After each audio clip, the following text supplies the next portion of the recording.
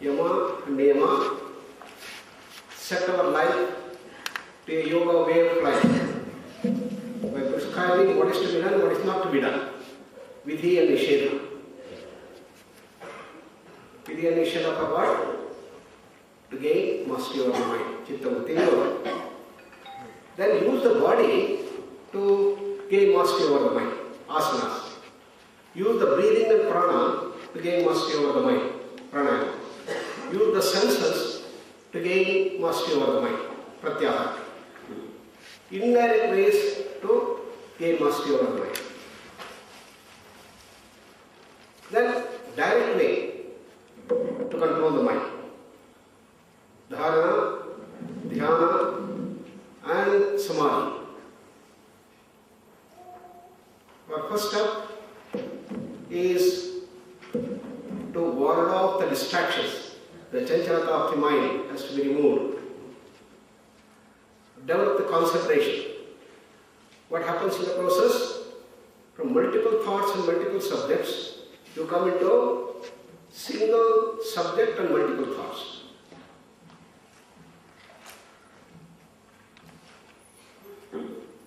In concentration, there is a single subject, but there are a number of different thoughts. But all these thoughts are linked to one another.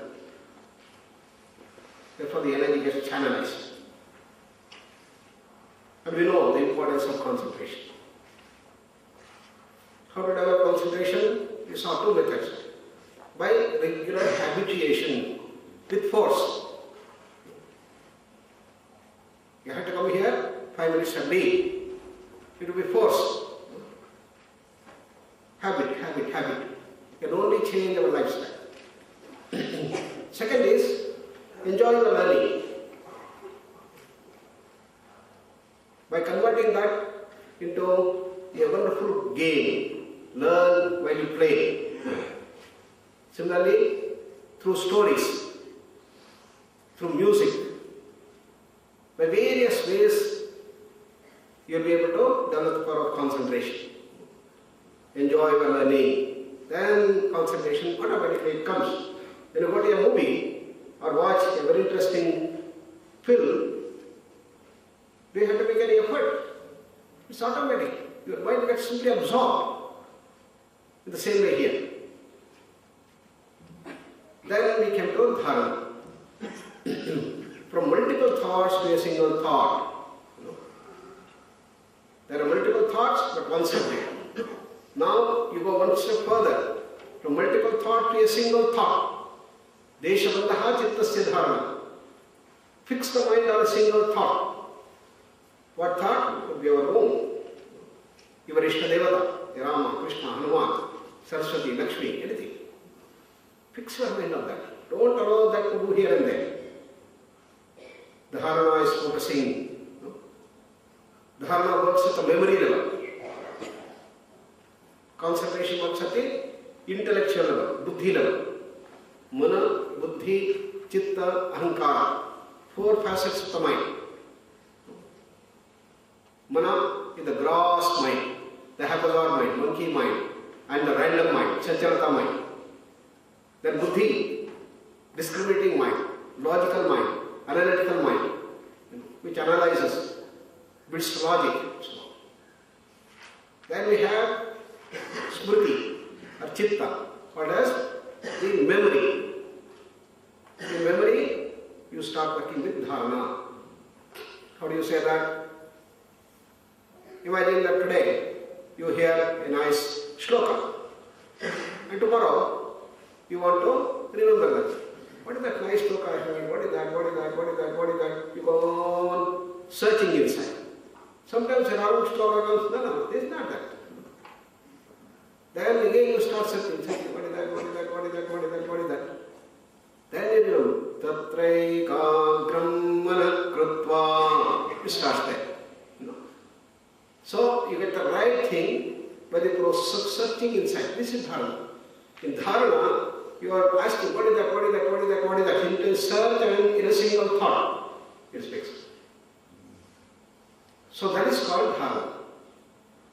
When a memory is poor, then you have to make a lot of effort to do that. So dharana involves a lot of effort. Therefore, you have to make it effortless. If your memory becomes strong, then who is that name? Immediately you will get. Okay. It is Srinivasa Rao. You will get immediately. You don't have to struggle to get the name. You don't have to struggle to get the shloka. You don't have to put in effort to do that. Spontaneously, effortlessly it comes out. Therefore, this phase is called effortless dharana is dhyana. In dhyana also there is a single thought. There is a single subject, no multiple thoughts. But the difference between dharana and dhyana is, in dhyana it becomes very effortless, automatic, spontaneous, joyful. So the seventh in dhyana, how does Krishna describe it? Shanai Shanai Ruparamet Buddhya Dhruti Grihitaya Atma Sanstam Manakritva Nakinchidapi Chintayet. What does it mean? Shanaihi Shanaihi Uparame. Your mind should be brought again and again to that single thought. Imagine you are doing that Om meditation. So in your mind, only Om should be there. Om, Om, Om. You are repeating. Then what happens? The mind will jump out somewhere. Oh, today what is the breakfast? Then suddenly you remember, oh, I am trying to do the japa. But what happened to my mind? It went off. And it comes back, again repeat, Om, Om, Om, go on doing that. Again it jumps out, again it goes back. So go on doing that, Shanaihi, Shanaihi, again and again, again and again. What should be done? Mind should be brought onto that single thought, and when will it become very nice? Tasmin Uparamekya, Uparama. Uparama means to enjoy. The repetition of Om should become very, very enjoyable. Each time you repeat that Om, you feel so happy about it, so blissful about it. If this happens, then the mind will not go here and there. Just like we had Montessori system of education. Watching a beautiful movie that you like. Same way here, the meditation that you are doing, the object of meditation which you have chosen, if you start liking it, each time you repeat, that becomes a source of enjoyment, then the mind will stay there. That's why he uses a very wonderful word, Uparama. Rama is to enjoy. Uparama is to enjoy that staying in that single thought. That's why in tradition what is done? You give them the Ishta Devata mantra. They'll find out what is your Ishta Devata. It is Rama, Krishna, Bhagavan, Lakshmi, Saraswati, Kali, what?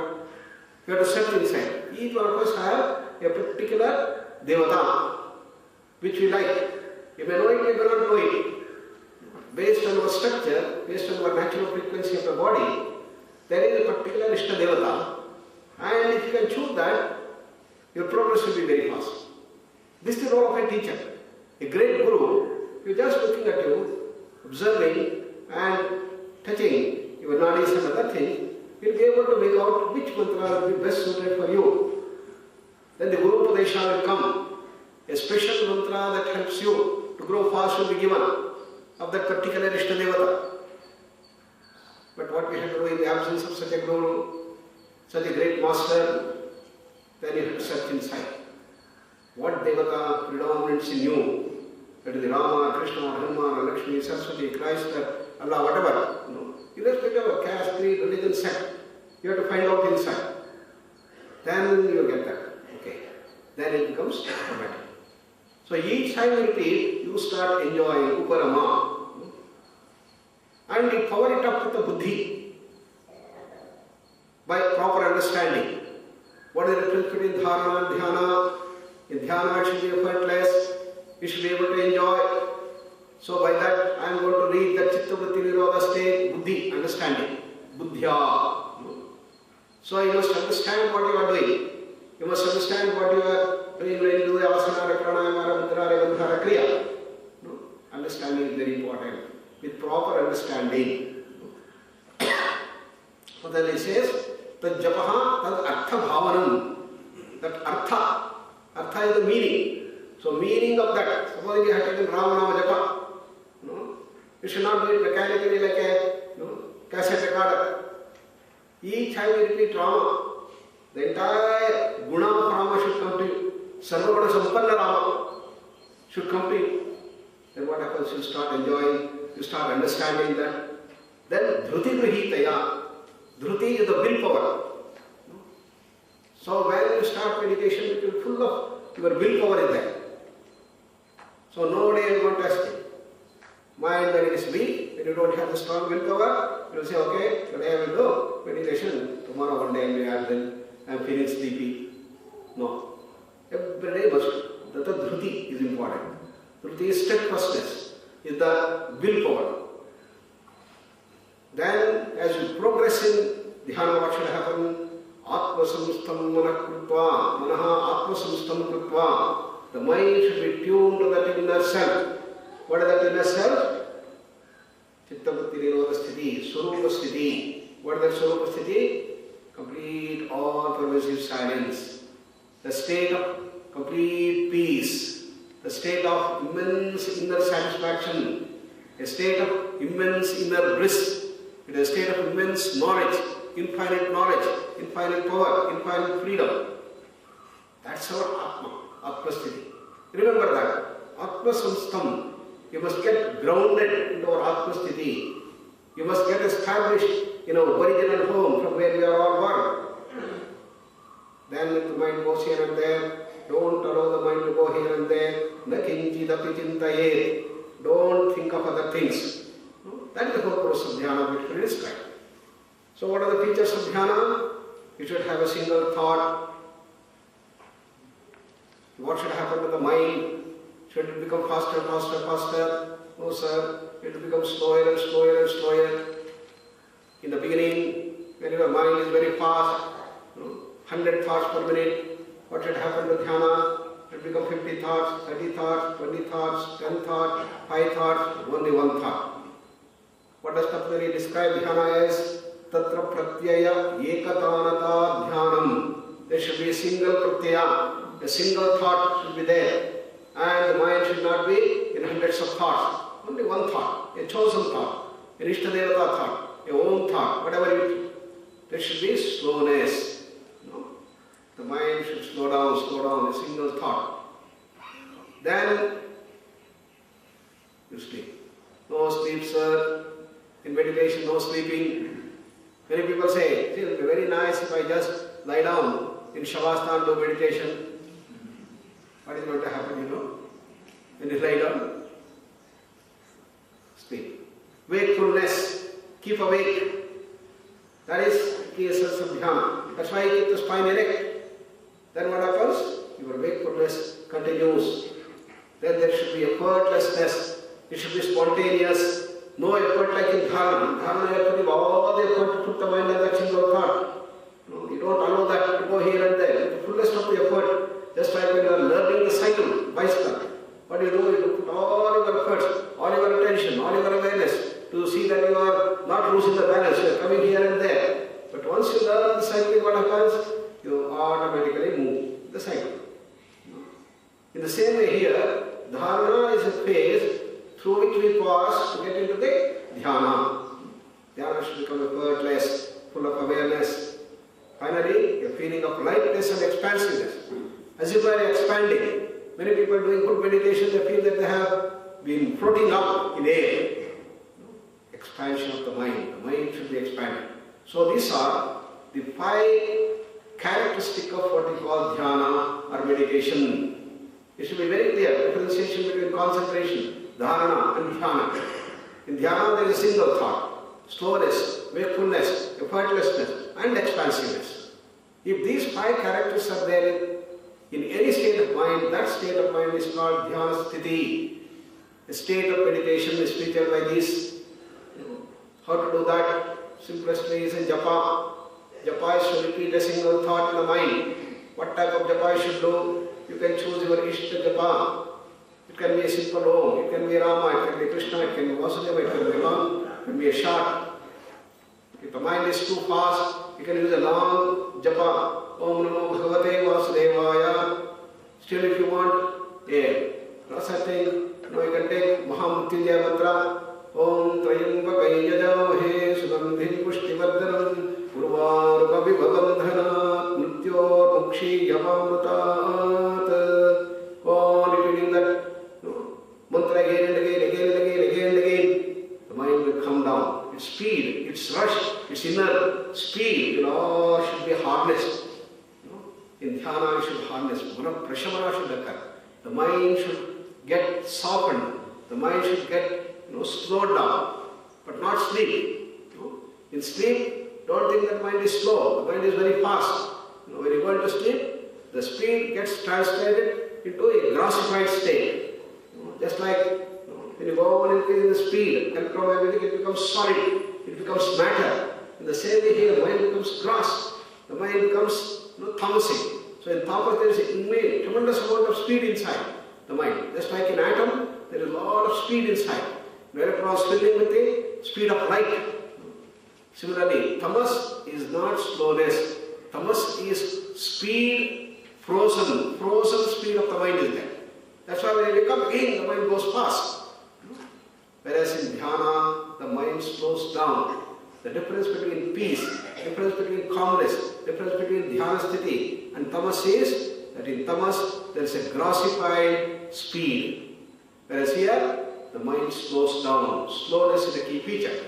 And therefore, when you go on doing your dhyana, what should happen? Your number of thoughts should reduce.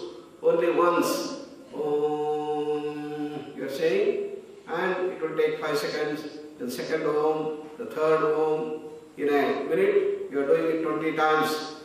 As you progress in dhyana, it will become only 10 times. Then it will become only once in a minute. And then once you say Om, the whole body will be full of vibrations. You are staying in that. And once in 3 minutes, once in 5 minutes, once in 10 minutes, only one pratyaya is there. This is how they have to progress. So slowing down, slowing down, slowing down. And your mind is completely getting into the silence. This is the process. Japa should become ajapa. Japa is repetition you are doing. When you go on slowing down, what happens? There is no japa. Just silent. This is the whole process of dhyana. So, in meditation also you come to the level of memory. Mana, buddhi, chitta, ahankara. Mind, intellect, memory and ego. These are the 4 facets of mind. What we are doing, we are harnessing the different facets of mind. In Chacharata, the mind is in the first phase called mana. Then when you come to the concentration, it comes under the level of intellect, buddhi. And when you come to the dharana, dhyana, it becomes memory, memory with a focus, memory with a deep focus. Memory with lot of effort, we are trying to remember what is that, what is that, what is that, what is that. That is dharana.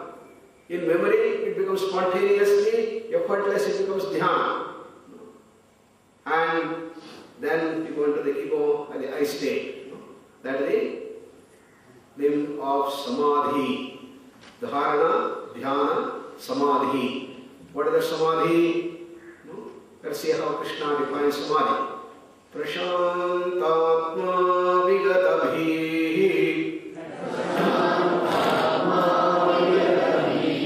brahmachari ulate sthitaha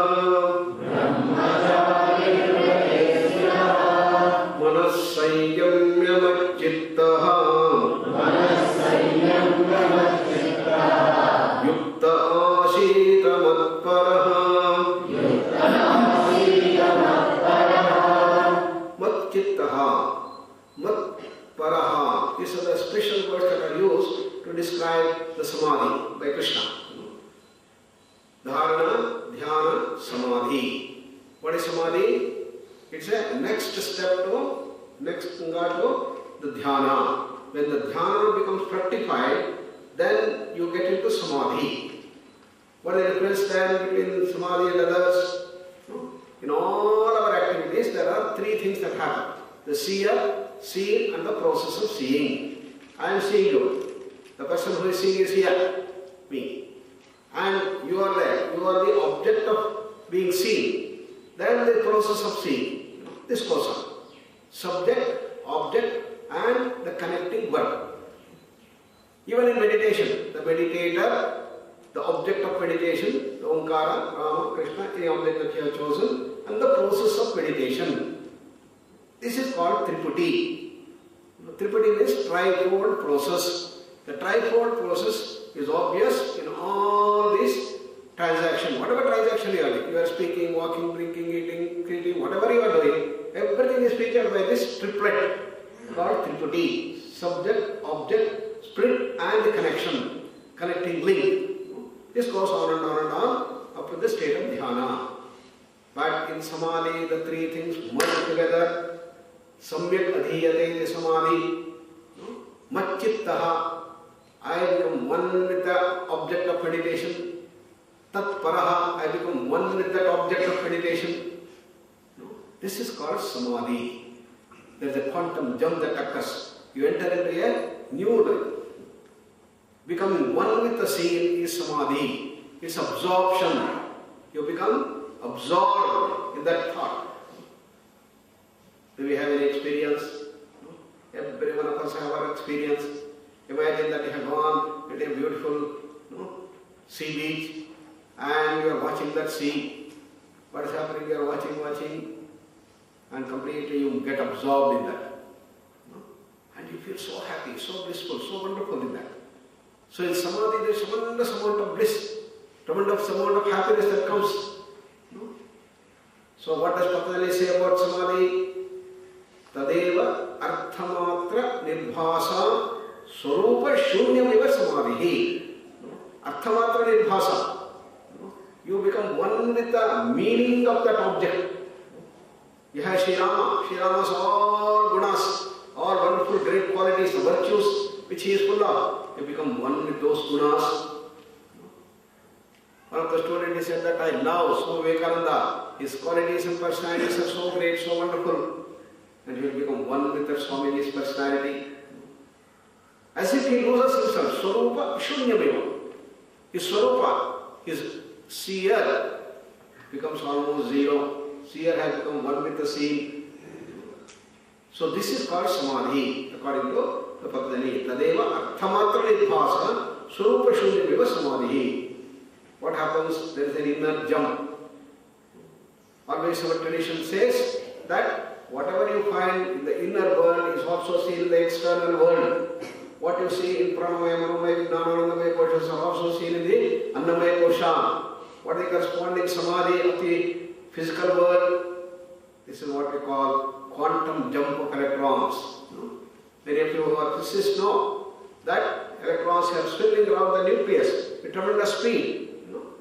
And now you go on feeding more energy. You go on feeding energy. When certain quantum of energy comes, then the electron is swirling and absorbs that energy and jumps to a higher orbit. This is called quantum jump. When it moves from a lower to a higher object, it absorbs the energy. When it jumps from a higher to a lower energy level, it gives away the energy. So what is happening therefore? The electron vanishes here and appears here. There is no time gap for the electron to move from here to there. This is a very special phenomenon found in the atomic world, in the fundamental particle level.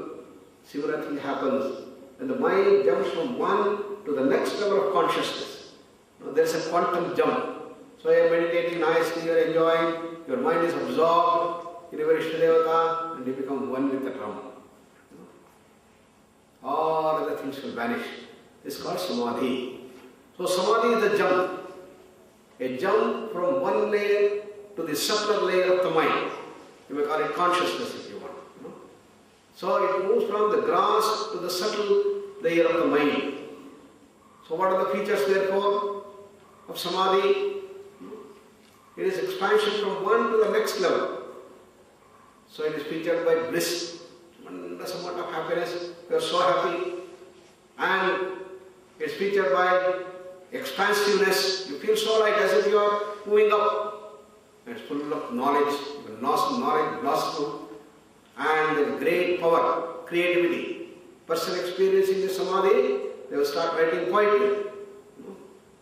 Sri Aurobindo was writing his Life Divine, one of the big Savitri, wonderful book.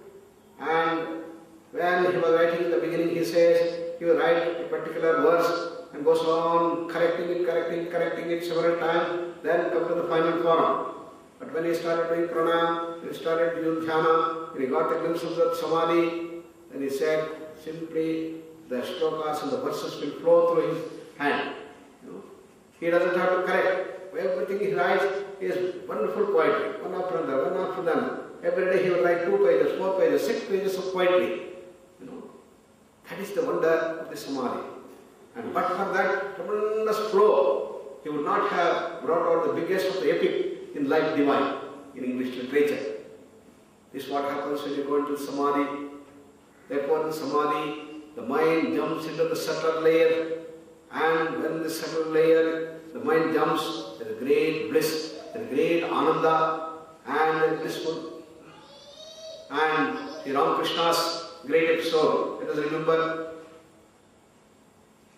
there was Girish Ghosh, he was the biggest drunkard of the times in Calcutta, and every day he will be drinking and drinking most of the time, and he had enough money to do that, and everybody was suggesting, except for this, you are so fantastic, you are so godly, you are so virtuous, you have got all the grand qualities that a human being should possess, except for this drinking. Why don't you leave this drinking?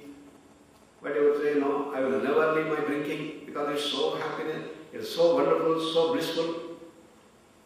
But somebody said, why don't you go to Sri Ramakrishna and see what is really bliss? Oh, is it so? Okay, immediately he came. He came all the way to Dakshineshwar, and in Dakshineshwar, Ramakrishna was there. He was just coming out of his shrine, and Girish Ghosh was coming here, Ramakrishna was coming here, and Ramakrishna heard the beautiful bhajans, and immediately he went into samadhi. He was just standing like a statue.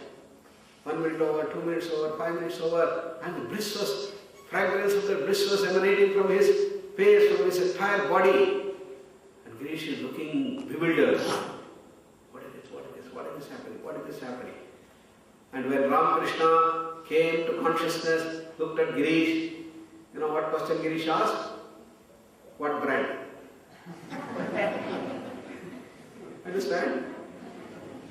What brand of wine you have drunk to get into that state of wonderful bliss? What he answered? God brand. That is Ramakrishna. So Girish was transformed. And he said, this is that what I want. I see this man without drinking any wine. He is so happy, so blissful, so fantastic. I never got this. How Ramakrishna turned him round to become one of his greatest disciples, greatest spiritual masters. Is the wonder that we have to read. Read the beautiful book, Gospel of Sri Ramakrishna.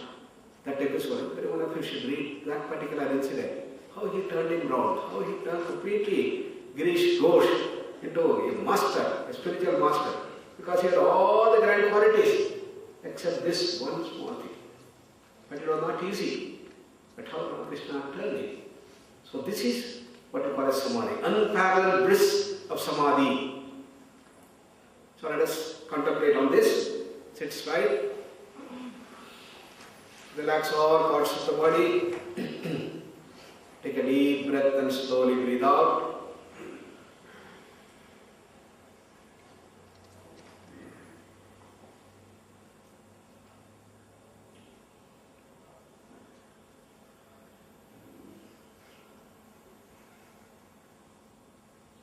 Search inside your mind, deep in your heart.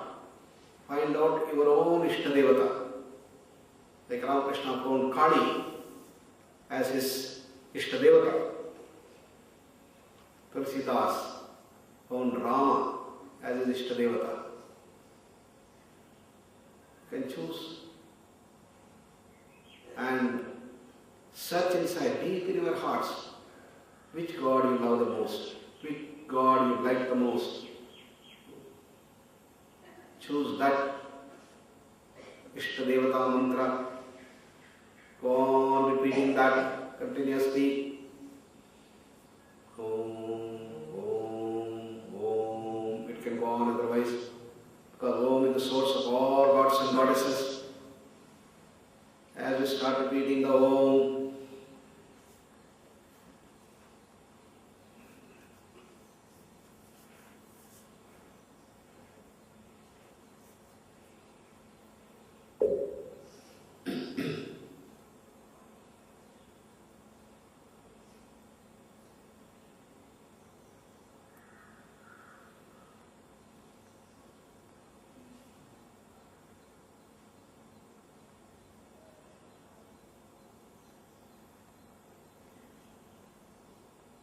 feel the vibrations of Om spreading throughout the body.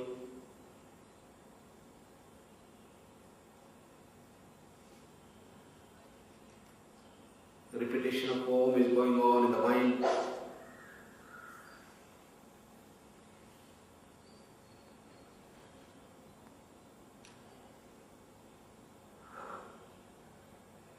Each time we repeat the Om in the mind, the whole body resonates. You feel the vibration from toes to head.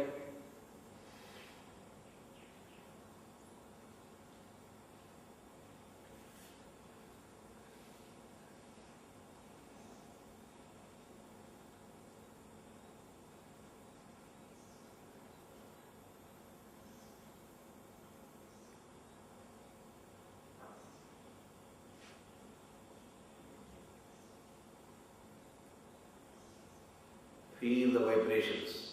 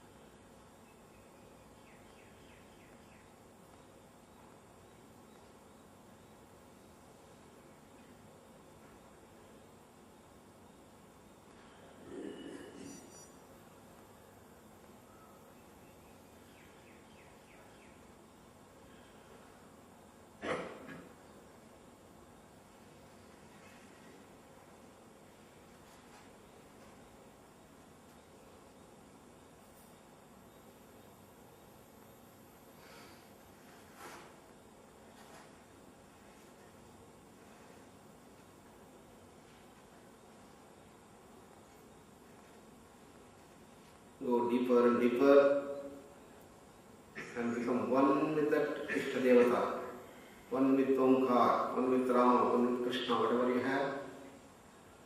Absorb yourself.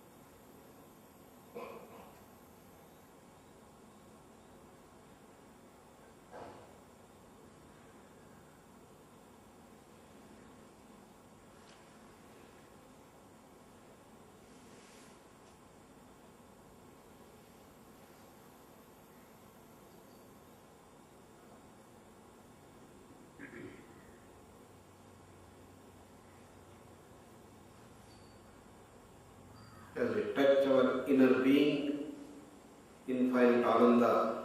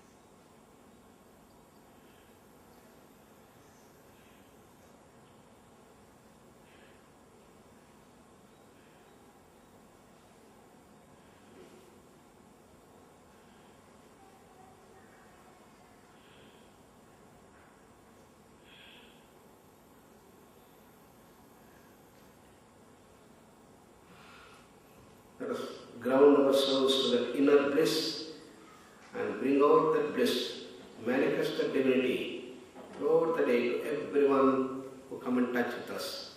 Namaskara Mudra. Om Asato